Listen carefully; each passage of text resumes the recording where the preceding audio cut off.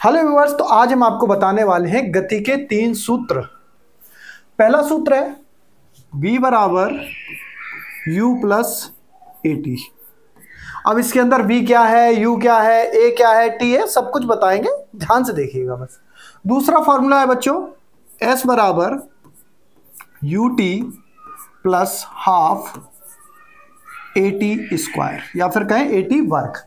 और तीसरा फार्मूला है v square is equal to u square plus 2as।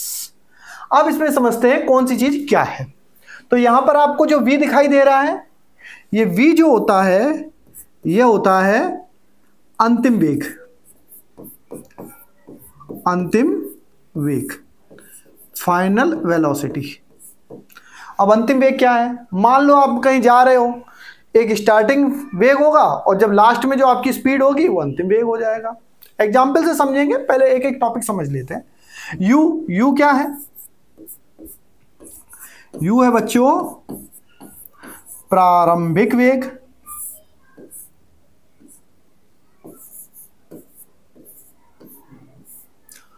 ए क्या है?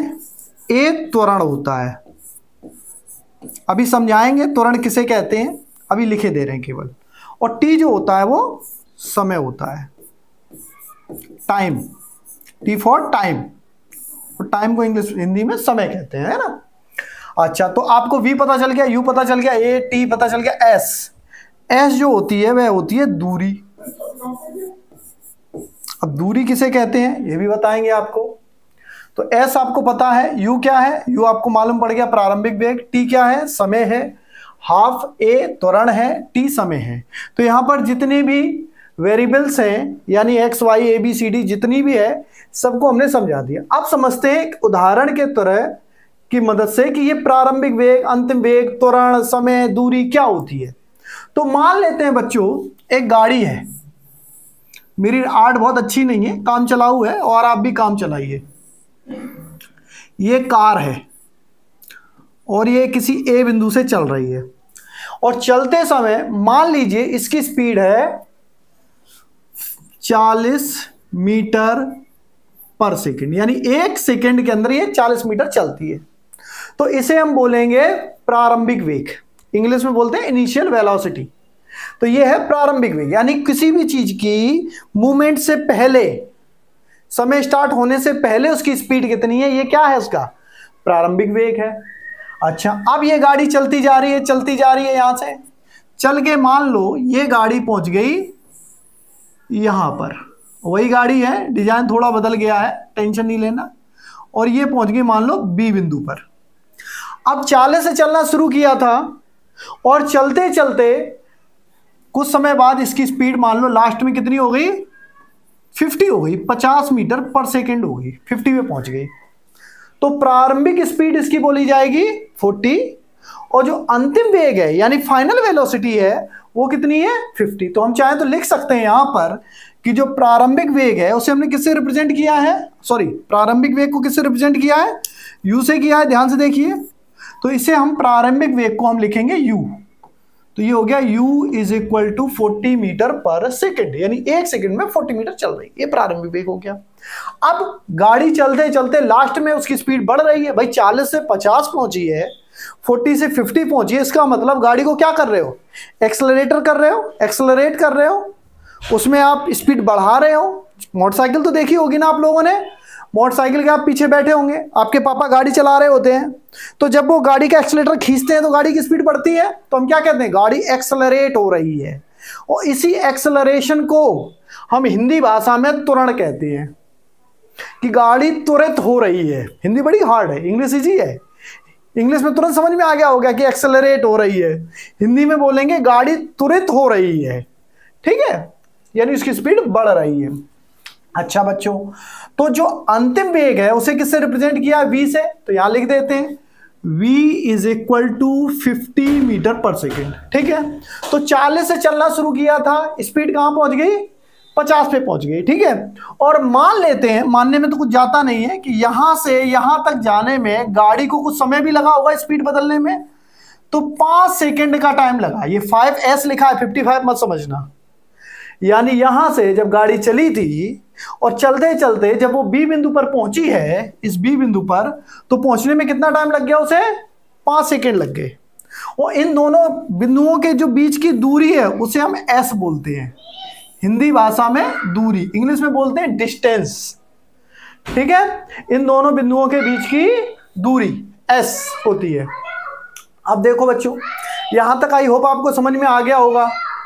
ठीक है, अब क्या करना है, इसके बाद अब हम कैलकुलेशन करके दिखाएंगे। पहले तो वैल्यू लिख देते हैं। ये 5 सेकेंड लिखा तो ये क्या था? समय था, और समय को किससे प्रदर्शित किया है? टी से। तो हम चाहे यहां तो हम लिख सकते हैं t is equal to 5 second. T 5 second हो गया। अच्छा जी, अब त्वरण क्या है? त्वरण को समझते हैं। त्वरण एक बहुत ही महत्वपूर्ण चीज है। त्वरण हिंदी में, इंग्लिश में बोलते हैं एक्सेलरेशन। मान लो आपने चलना शुरू किया, ध्यान से समझना इस चीज को, आंसर देना है आपको। मान लो आपने चलना शुरू किया और आपकी शुरुआत में स्पीड 20 थी, 1 सेकेंड बाद आपकी स्पीड 22 हो गई। तो बताओ आपकी 1 सेकेंड में कितनी स्पीड बढ़ी? 2 बढ़ी। तो यानी त्वरण कितना हो गया? 2 हो गया। यानी 1 सेकेंड के अंदर उसकी स्पीड में जो वृद्धि होती है उसे हम त्वरण कहते हैं। मान लो कोई गाड़ी, अब यहां पे अच्छा सोच के बताओ इसका त्वरण कितना है। जब चली थी गाड़ी तब स्पीड कितनी थी? 40। लास्ट में स्पीड कितनी हो गई? 50 हो गई। समय कितना लगा? 5 सेकेंड। तो बताओ 1 सेकेंड में कितनी स्पीड बढ़ी? आप कैलकुलेट कर सकते हैं? नहीं, चलो ऐसे करते हैं, टोटल कितनी स्पीड बढ़ी है दोनों यहां से यहां तक जाने में? 10 की बढ़ी है। 10 की स्पीड बढ़ने में कितना टाइम लगा है? 5 सेकेंड। तो 1 सेकेंड में कितनी स्पीड बढ़ी है? 2। डिवाइड करके पता कर लेंगे। यानी इसका त्वरण हो गया क्या? 2। तो त्वरण कभी भी निकालना हो तो उसके लिए हम यूज करते हैं त्वरण ए बराबर अंतिम गति माइनस प्रारंभिक गति डिवाइड बाई लगा समय। अगर इसकी जगह 5 की जगह 10 सेकेंड लगे होते तो कितना त्वरण हो जाता? अभी यहां से यहां तक जाने 5 सेकेंड लग रहे हैं। मान लो यहां से यहां तक जाने में से 10 सेकेंड लगते, तब त्वरण कितना आता? 1 आता। 1 सेकेंड 1। अच्छा, त्वरण की जो यूनिट होती है वो मीटर पर सेकेंड स्क्वायर होती है। ठीक है, याद रखना है, क्योंकि ये स्पीड के अंतर को मेजर कर रहा है। बाकी आप 11वीं क्लास में पढ़ोगे। तो यहां तक समझ में आ गया। अब यहां पर तुम्हें क्या क्या पता है? तुम्हें प्रारंभिक गति पता है, अंतिम गति पता है, टाइम पता है और समय पता है। लेकिन एक चीज मालूम नहीं है। क्या मालूम नहीं है? देख के बताओ, क्या मालूम नहीं है इनमें से? ये पता है आपको? त्वरण तो आपने बता दिया, कितना था त्वरण? अभी आपने कैलकुलेट करके बताया था, कितना था? 2 था। अभी तो आपने कैलकुलेट किया। ठीक है ना? तो त्वरण पता है, समय पता है, दूरी मालूम नहीं है। तो दूरी को हम किस फार्मूले से निकाल सकते हैं? देखिए, इस पहले फार्मूले में तो कहीं पर भी दूरी का जिक्र नहीं है, तो इसको यूज नहीं कर सकते दूरी निकालने में। दूरी को किससे प्रदर्शित किया? देखो ध्यान से, एस से किया है। ये दूरी लिखा है, ठीक है ना, ये दा है, दूरी लिखा है एस। या तो एस इस फार्मूले से निकाल सकते हैं या फिर एस इस फार्मूले से निकाल सकते हैं। तो सबसे पहले ट्राई करते हैं पहला वाला फार्मूला। तो फार्मूला क्या लिख लो? एस बराबर U T plus half AT square. Square को वर्ग भी कहते हैं। अब बताओ यू का मान कितना है? देख के बताओ। 40 मीटर पर सेकेंड, तो 40 डाल दिया। टी का मान कितना है? 5 सेकेंड, बिल्कुल सही। प्लस हाफ यानी 1/2। ए का मान कितना निकला था तुम्हारा? 2 निकला था, 2 metre per second square. T का मान कितना है? 5। और 5 पे स्क्वायर लगा है। इस स्क्वायर का मतलब जानते हैं क्या होता है? क्या होता है बताओ? अच्छा, हाँ, वेरी गुड।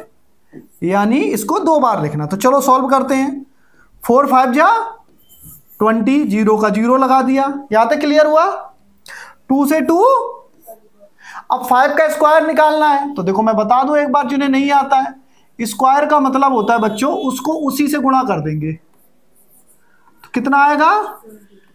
अच्छा एक चीज और बताओ, अगर ये 5 पे 3 पावर होती तो 3 बार मल्टीप्लाई करेंगे, बहुत आसान है। तो इसकी वैल्यू हो जाएगी बच्चों 125। Very good. तो ये हो गया आपका, ये तो कट गया 2 से 2, तो 5 का स्क्वायर करेंगे तो कितना आएगा 25 लिख दिया। इन दोनों को प्लस कर दो, कितना आ गया 225। यानी कि ए और बी बिंदु के बीच की जो दूरी है वो कितनी है 225 मीटर है। समझ में आया? लेकिन मान लो आप इस फार्मूले को यूज करना पसंद नहीं करते हो, आप कहते नहीं जी हम इसे यूज ही नहीं करेंगे, हम दूसरा फार्मूला यूज करेंगे। तो चलो दूसरे से भी देख लेते हैं। दूसरा फार्मूला क्या बच्चों, वी स्क्वायर बराबर यू स्क्वायर प्लस 2as। अब बताओ v का मान कितना है 50 पे स्क्वायर लगा है तो लिख दो भाई 50, और 50 पे क्या लगा देंगे स्क्वायर। u का मान कितना है 40 और स्क्वायर का स्क्वायर लगा दिया, बहुत सही। a का मान कितना है 2 और s का मान हमें निकालना है, तो s की जगह क्या लिखेंगे s ही लिखेंगे। यहां तक समझ में आ गया? अब 50 पे क्या लगा है स्क्वायर, तो 50 का स्क्वायर कैसे सॉल्व करेंगे, सेम टू सेम देख लो बच्चों। इसका मतलब 50 गुणा 50 मल्टीप्लाई तो आता है ना सबको, बताओ कितना आएगा 50 को 50 से मल्टीप्लाई करके, मल्टीप्लाई करो। नहीं आता? अरे बहुत आसान होता है जब जीरो लगाओ। देखो 5 को 5 से मल्टीप्लाई कर दो 25 हो गया, और जीरो गिन लो कितनी है 1 2, जितनी जीरो हो मल्टीप्लाई में लास्ट में गिन के लिख दो, बहुत आसान है। अब देखो 40 का स्क्वायर निकालना बताओ। अच्छा 50 का मैंने बताया है, 40 का स्क्वायर कैसे निकालेंगे 40 मल्टीप्लाई बाई 40, बताओ कैसे निकालेंगे 4 इंटू 4 16। अब जीरो गिन लो कितनी है 2 जीरो है 2 लिख दो, 3 जीरो होती तो 3 लिख देते, बहुत आसान है। चलो लिख देते हैं फटाफट फटाफट यहां पे। तो 50 का स्क्वायर कितना है 20 100, 40 का स्क्वायर कितना है 1600, यही है ना। 2 को 2 से मल्टीप्लाई करो कितना आएगा, और ये क्या है s। अब बच्चों जो संख्या का मान निकालना चाहते हैं उसको हमेशा लेफ्ट साइड में रखते हैं। तो यहां पर क्या लिखा है 4s का s का मान निकालना है, तो s वाली संख्या को लेफ्ट साइड में लेके आएंगे। तो जब ये प्लस का 4s इधर आएगा तो क्या हो जाएगा माइनस का 4। देखो ध्यान रखना इक्वल की जगह इक्वल आएगा, पहले इक्वल पे फोकस कर लेना। 4s को इधर लाए तो माइनस का 4s, क्लियर। ये 1600 पहले से ही राइट में लिखा था, इसे एज इट इज लिखा रहने देंगे, ठीक है। और 2500 को इधर ले जाएंगे तो ये किसका हो जाएगा, बताओ समझ में आया या नहीं आया। कैसे माइनस का हुआ 1600, बताओ क्यों माइनस का नहीं हुआ, क्योंकि वो पहले से भी राइट साइड में था और अभी भी राइट साइड में, सिर्फ हम 2500 को दूसरी ओर लेकर गए हैं। तो जिस संख्या को एक साइड से दूसरी ओर ले जाते हैं सिर्फ उसी के साइन चेंज करेंगे। तो चलो सॉल्व करते हैं आगे बच्चों इसे। तो -4s इज इक्वल टू 1600 में से 2500 घटाओ कितना आएगा, बताओ घटा के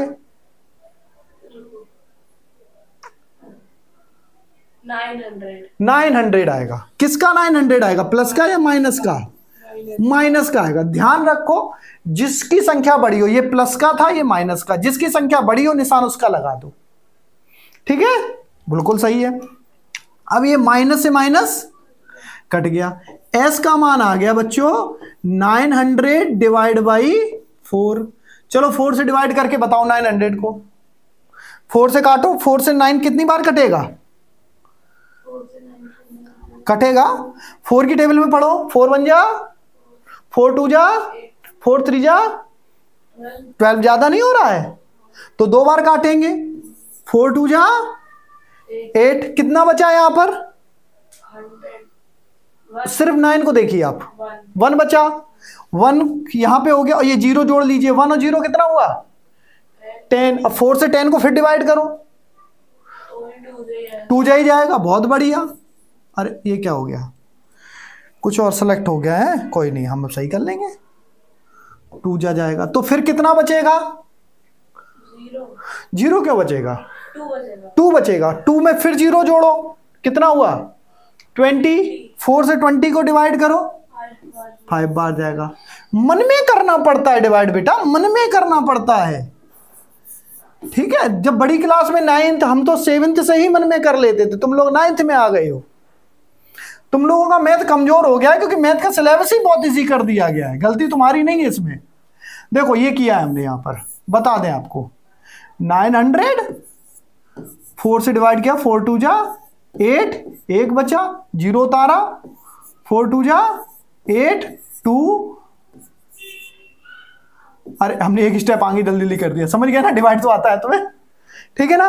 तो आई होप ये बिल्कुल कंसेप्ट क्लियर है। कोई भी चीज कहीं पर भी समझ में नहीं आ रही है तो पूछ लो, इसमें से डांटूंगा नहीं। अच्छा चलो मैं कुछ पूछूं। अच्छा बताओ, प्रारंभिक वेग किसे कहते हैं? Starting velocity. अरे अंतिम वेग था, प्रारंभिक। अच्छा स्टार्टिंग वेलोसिटी जो शुरुआत में होती है। अंतिम वेग क्या होता है? एंडिंग वेलोसिटी या लास्ट वाली वेलोसिटी या फाइनल वेलोसिटी बोलेंगे, ठीक है ना। त्वरण किसे कहते हैं? एक्सेलरेशन को त्वरण कहते हैं, ठीक है। त्वरण का मतलब क्या होता है? स्पीड का बढ़ना या घटना। अच्छा एक चीज बताओ, ये बॉल है, ये मान लो पेन है, पेन को मैंने ऊपर फेंका और फेंक के नीचे आ गया, तो जब ये टॉप पे जाता है उस समय इसकी स्पीड कितनी होती है? फाइनल वेलोसिटी कितनी होगी? ये 10 की स्पीड से मैंने फेंका पेन, ये ऊपर गया, जाते जाते जाते जब फिर ये नीचे आ जाता है, यही होता है ना। तो जब बिल्कुल टॉप पे होता है तो इसकी स्पीड क्या होती है? जीरो, क्योंकि घटती जाएगी और फिर स्पीड बढ़ जाती है। समझ में आया? हाँ, समय समझ में आ गया, दूरी समझ में आ गई। कोई भी टॉपिक इसमें से ऐसा जो कंफ्यूजन कर रहा हो तो पूछ लो, पूरा एकदम क्लियर है? Okay done.